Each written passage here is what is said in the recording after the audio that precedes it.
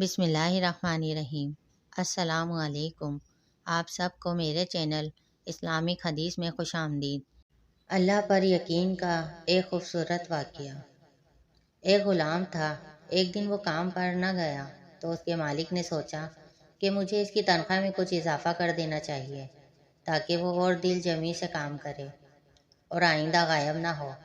اگلے دن مالک نے اس کی تنخواہ سے زیادہ پیسے اسے دے دیے جو اس نے خاموشی سے رکھ لیے، لیکن کچھ دنوں بعد وہ دوبارہ غیر حاضر ہوا تو اس کے مالک نے غصے میں آ کر اس کی تنخواہ میں سے کیا گیا اضافہ ختم کر دیا اور اس کو پہلے والی تنخواہ دے دی۔ غلام نے اب بھی خاموشی اختیار کی تو مالک نے کہا، جب میں نے اضافہ کیا تو تم خاموش رہے اور اب جب کمی کی تو پھر بھی خاموش ہو کیوں؟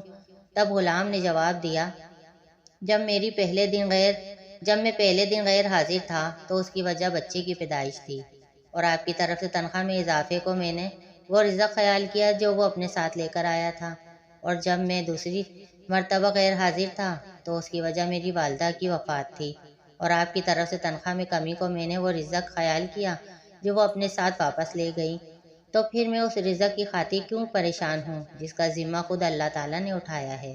سبحان اللہ۔ اگر آپ میرے چینل پر نیو ہیں تو اسلامک حدیث کو سبسکرائب کر دیں تاکہ آنے والی ویڈیوز آپ کو ملتی رہیں۔